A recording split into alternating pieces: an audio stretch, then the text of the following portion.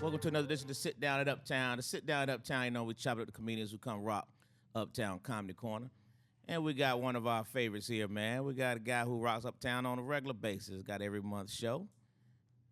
Recently featured. They've been doing this thing for a long time, man. So we're going to chop it up a little bit with Mr. Damian, Mister Inappropriate. Hey, what's going on, man? What's up, sir? This is a humbling moment. I just need the whole world to know how much I paid to get on this show,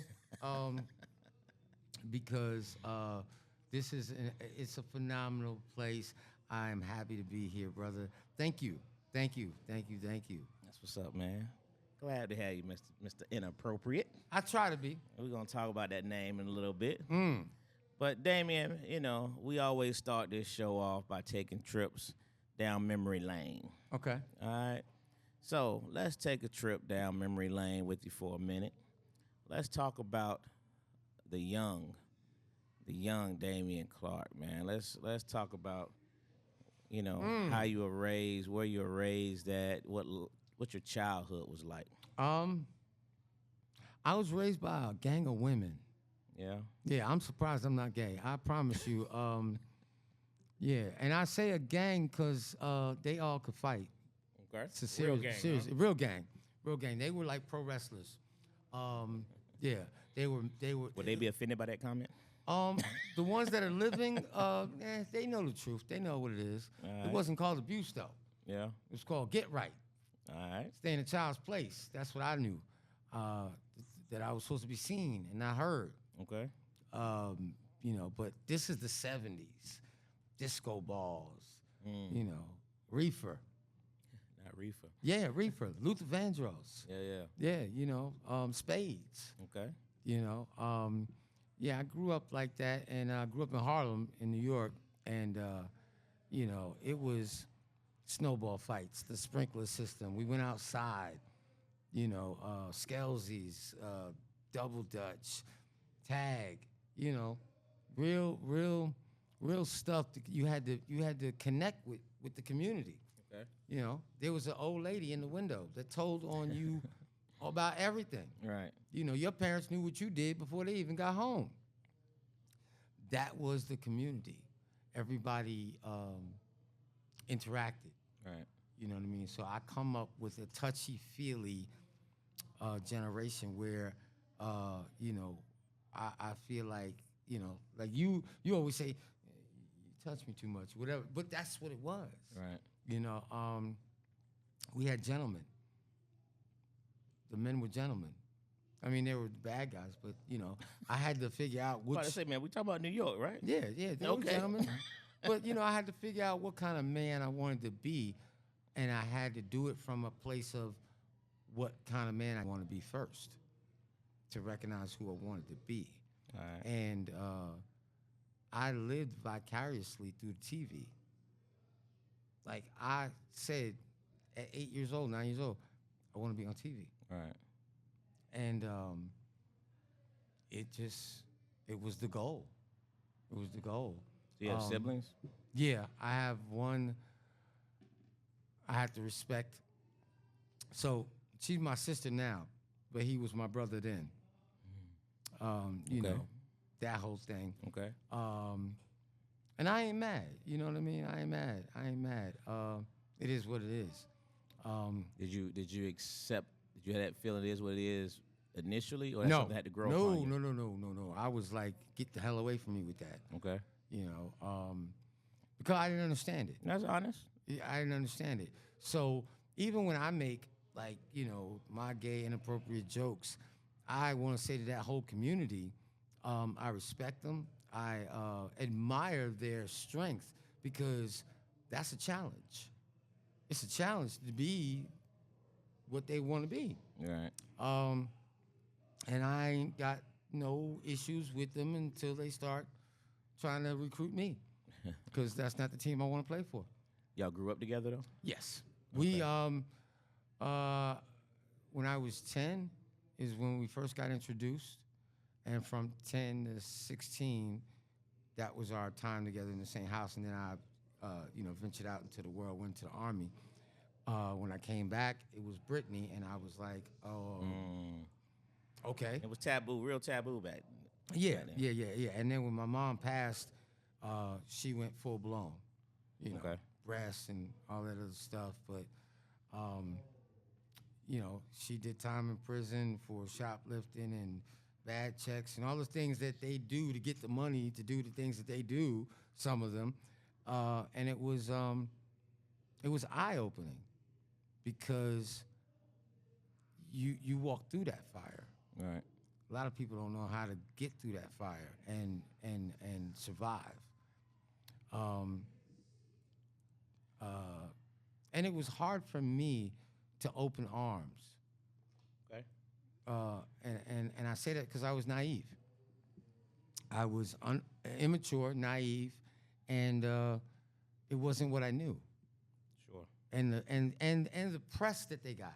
When I say press, meaning the look in the community was, you know, like lepers. So when I got to the age where I understood that, hey, you know what, you're still a human being, All right. regardless of the choices that you make, was when I started to ascend to a place where I'm like, I love you. I couldn't say that. This was around what age? This is after my son was born. My son had to be about 4 or 5. Yeah, at that point, I was like, okay, it is what it is. So did y'all disassociate for a period while you were going through those? Yeah, it was a moment. And then she became Foxy Brown's hype girl. Was on tour with Foxy, modeled, did fashion, you know. So she, in her own right, has set her mark in the world of entertainment as well. What kind of student were you in school? Whoo, the one that didn't show up to class. In the hallway. I majored in lunchroom. Okay. But my class was Dougie Fresh, Slick Rick, graffiti writers, Kwame. You know what I'm saying? Like, we all came up in art and design high school. So, and then Doug went to music and arts. And so our whole class of, you know, our age group, we all ended up being the KRS-Ones, the Big Daddy Kane, Scoob, you know, Derek D. Dot, Angelo, which y'all know is the mad rapper, who produced Biggie, Mark Pitts, who was Biggie's manager. I lived like 5 blocks from them. So growing up, I wasn't really interested in school as much as I was interested in getting out of school. So I ended up getting a GED because I was like, y'all can teach me about George Washington, but I don't know how to fill out a job application. And I had those priorities in my head, like, I got to go out there and earn. And this math ain't, I mean, now looking back on it, it's relevant, but it was irrelevant at that point. I just wanted to get out into the world. So that was that more of your environment, or was it just more of just individuality at that point? The mindset of grow up, be a bus driver, work for transit, mailman, city worker, that was pretty much what it was. You know, there weren't many possibilities. Although there were, they weren't promoted to, you know, the youth that I grew up with. We saw crack, heroin, we saw prostitution, we saw numbers, we saw the dope man, and we saw some business owners. My granddad owned a bar, and he was part owner in a apartment building. But black wealth wasn't. Nobody said that. Yeah. You know what I mean? So you went to the Army at what point? After you got your GED? 87. How long were you in the Army? 2 years. Okay. Got out general under honorable discharge because I didn't want to go to work. I wanted to party. So you were just undisciplined I just all the was way around. undisciplined the entire time I was young. Yeah, you're right. Okay. So you got out the Army, and then what? Found out the world didn't owe me nothing. Mm. They say, oh, you served your country, you know, we got a job for you. Yeah, security, $7.50 an hour. There was no ticket tape parade. It was like, and now I got to figure it out. Right. Now I'm living in an apartment eating ramen noodles, chocolate chip cookies, and Kool-Aid, sleeping on a bed from blankets, and trying to get a job when and where I could. But the streets were calling me, so I ended up start hustling. But I wasn't a good hustler. I was part-time. Part-time. If you can make part-time, that's what I was. Right. Still had my eyes in the sky and wanted to be on the screen. So I started dancing, ended up dancing on defcomedyjam. I did a couple commercials. Then my first feature movie was, Kiss of Death. With David Caruso, Nicolas Cage, Ving Rhames, Sam Jackson. And I knew right from there. That was it. So I went from there to New York Undercover. Okay. How'd that come about? Tracy Moore Marable. She casted me in Kiss of Death and got me a commercial. And then she ended up being the casting director before Winston Clare on the first 3 seasons of New York Undercover. So I ended up doing every Dick Wolf show. And my first role on there, after being an extra, the dude was playing a crackhead. And I was like, yo, that's not what crackheads look like or act like. I know, I live next to him. They took the outfit off of him, put it on me, and then that was the scene that Malik Yoba shook me up and threw me in the garbage because he was looking for Eddie. That was the first episode that Ice-T did. Cat. Wow. Yeah. What was that experience like for you?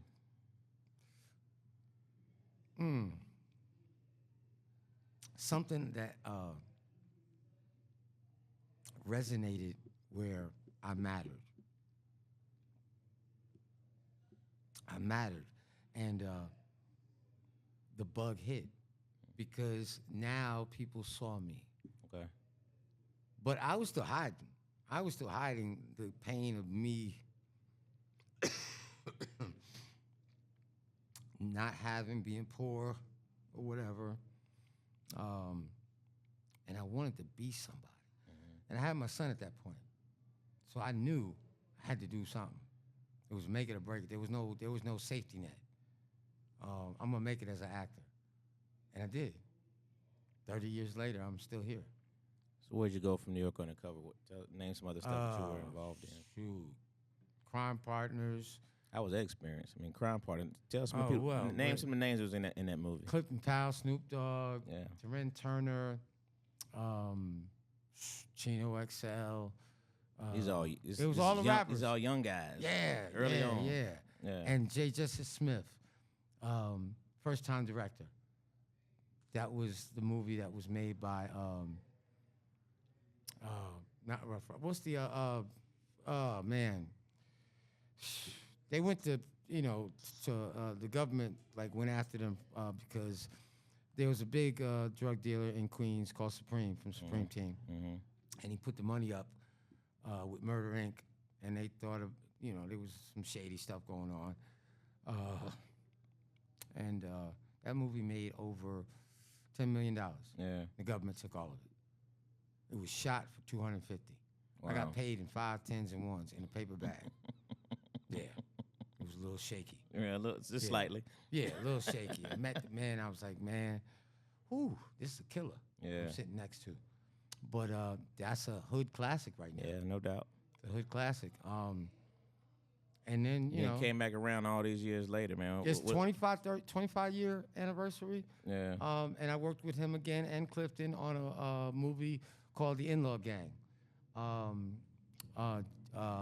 It's on Stars and Prime right now. Jessie J. Lee, she wrote that, and that was her first feature film that she put out, and they called me. They were like, yo, this is your part. And I played me. Inappropriate as hell. It's funny, you gotta go check it out, definitely. Comedy was a fluke. I moved to Georgia to retire and become a regular person. I waited tables. And because of waiting tables, I was telling jokes and I was getting tipped heavily. They were like, you should be on stage. And I quit my job. Really? Yeah. When I came down, when I was doing Celebrity Sundays with K-Dub, yeah, I was like working 12 hours a week. I was like, I'm gonna do this comedy thing. And shout out to K-Dub, because he gave me the opportunity. That's how I ended up meeting you. That was an experience because I was an actor playing a comic. So you decided what people were telling you should do comedy. So what actually clicked to say, I'm going to try it? And then what was that first experience like for you? Because I was already around all the comics. Okay. I was already, as a rapper, I was around the comics. I was opening up comedy shows. Tina Graham, Talent, all of them. So it was a natural progression, but I had to find my character. Okay. And Mister Inappropriate is a character. It is part of me, but it's a big character. So did your comedy start as Mr. Inappropriate? Like, how did you start your Oh, comedy? man, you remember, what's the dude that used to drive the ice cream truck? Light-skinned dude. You know what I'm talking about. He ain't doing comedy no more, but he was. Yeah, I know exactly what you're talking about. I can't think of his name. He shouted me out. He's like, you getting these jokes off the dark web. I was. But I was rewriting them until I found my place where I was writing. Okay. And writing and writing and writing and performing. And everybody knew me from TV. So it was okay. The move was okay, but I had to get the respect. Mm-hmm. And that's when Rodney Perry said to me, you're a comic. I was good. I was good. And then, years later, you said to me, in a dark corner at a table, we were having a drink, bro, you got the work ethic of Dave Chappelle. You remind me of Dave Chappelle. And that changed me forever. Because that moment, to be recognized in parallel to a beast was it was crazy. I didn't know what to do, but I knew what to do. I knew I had to stand up to that. So the writing, the producing of the shows, the performing, every chance I got, I was in your face like, let me go up. Did I make a lot of friends on the way? No, because nobody respected the work ethic, the grind that I was putting in, the building of brand, the merchandising, the imagery, the podcast, the whole thing. I knew that it had to be more than just a joke. There was more to this because it's called show business. Right. Business being the bigger part. And you gave me the opportunity, and I am forever grateful. So a lot of people don't know, like podcasts now are like, the go-to theme and shows like that. But you were doing, what year was that when you were doing? 2011, 12, yeah. I started. What was the name of it again? Funny Talk with Real People. Funny Talk with Real People. It was maybe 5 podcasts, video podcasts at that time.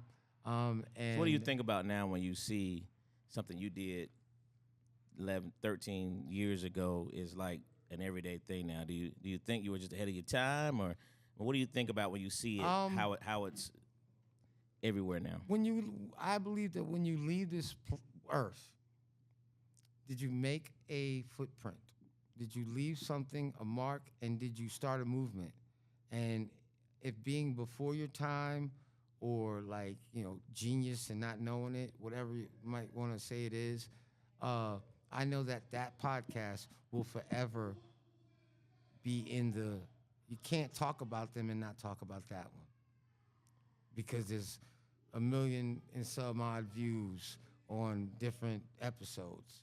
And it was from the perspective of 2 single women, 30-something going in 40, me being mid-40 going toward 50, a scientist that was on the show, and my boy Tiger.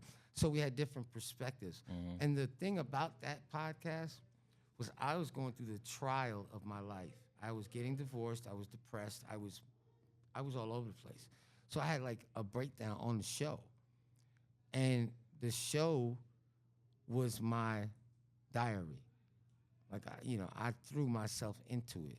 And we had plenty of people like Zane, the writer Zane, Positive K. We had a guy that was running for Congress. Everyday people. We did it in the barbershop. We visited black businesses. We tackled what was relevant for the time. You know what I mean? It wasn't really necessarily, we didn't base anything on relationships. We didn't even talk, I don't even think we really talked about relationships. Now that's so watered down. Who gives a fuck? You know what I mean? Because it's overdone. And there's so many other things out here that we could be joining forces and finding solutions to. Right. So that's what I think is missing in this podcast C. Yeah. You know, I enjoy classic conversations because I saw it when it was from the inception and how it's grown. And you took some of the things that I was whispering in your ear and you put them into motion, and now your show is incredible. So kudos to you. Yeah, appreciate that. Thanks to me. Yeah, I'll take that pat on the back. How about that? So the name Mr. Inappropriate, was that your original name, or where did that come No, from? And where did your inappropriate stuff come from? Somebody said you're inappropriate. Okay. And I said, yeah. And I said Mr. Inappropriate, and I'll never forget, I was at Cat's Cafe. This young lady said, that's an adolescent moniker. If I had listened to that bitch, I would be nowhere. Nowhere. Mr. Inappropriate says what you want to say.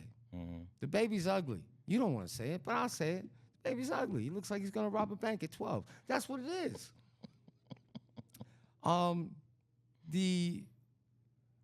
The power of word and truth, because truth is ugly.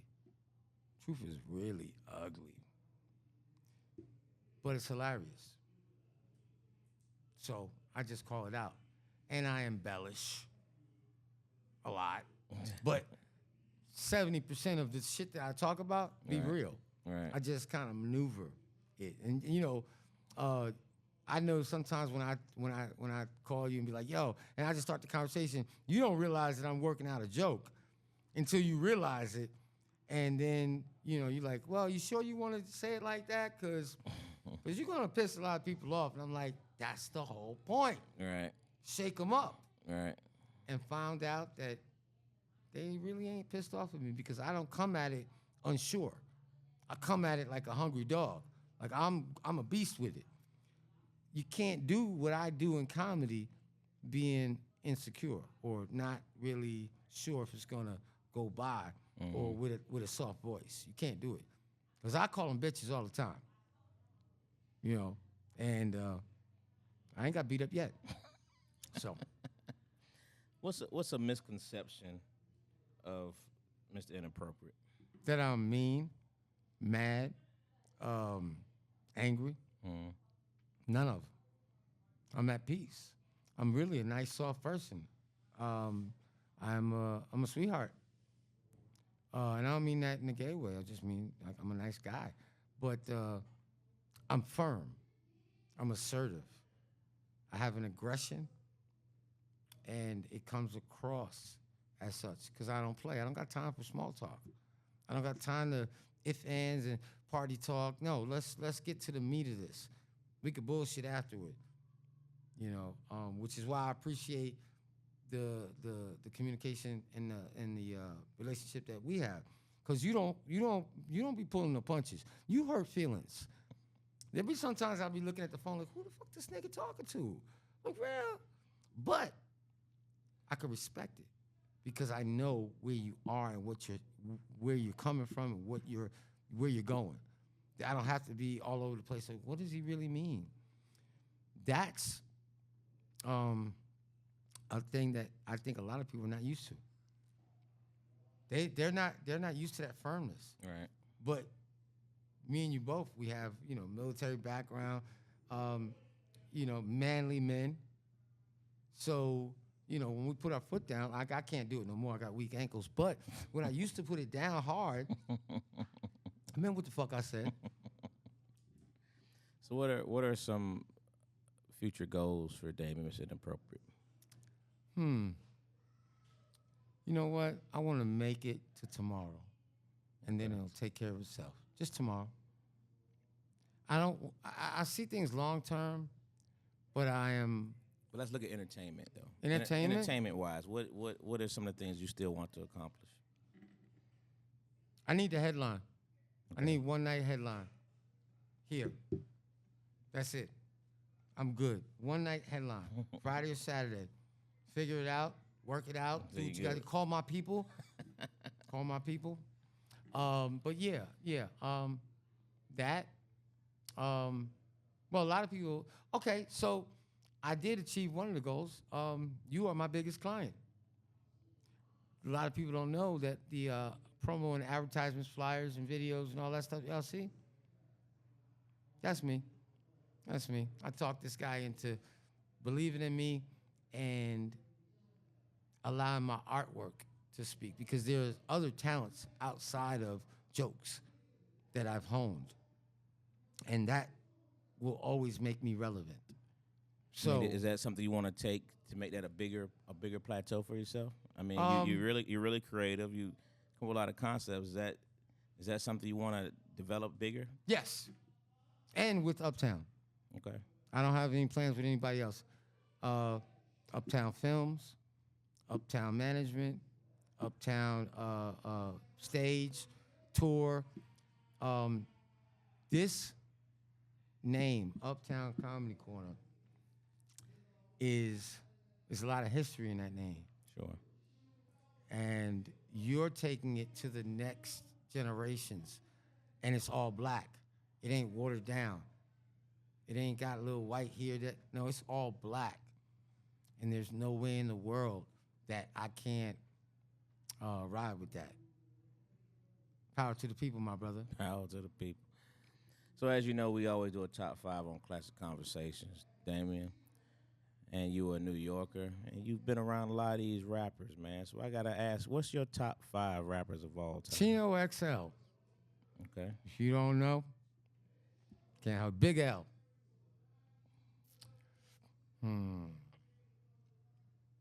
Digging in the Crates crew. That is a bunch of people. Fat Joe, all these cats.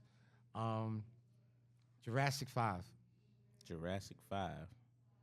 Okay, that's one I don't know, and I know most rappers. Oh. I'm not familiar. Look them up. Yeah, I'm gonna check it out. And right now, Coast Contra. Okay. Yeah, Coast Contra. I think that's, I forgot which rapper's son that is, but that group is amazing. Okay.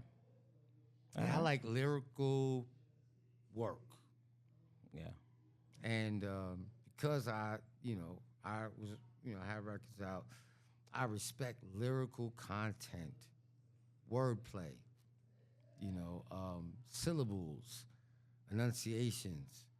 The words are an instrument. Sure.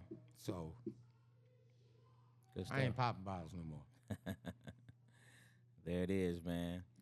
Well, listen, it's been a pleasure to have us sit down with you, Mr. Inappropriate. Yes, sir. And continued success to you, my brother. Okay, all right. Peace to all of y'all out there, my niggas. It's another episode, man, of the Sit Down at Uptown with my man, Mr. Damian Mister Inappropriate. Appreciate you, brother.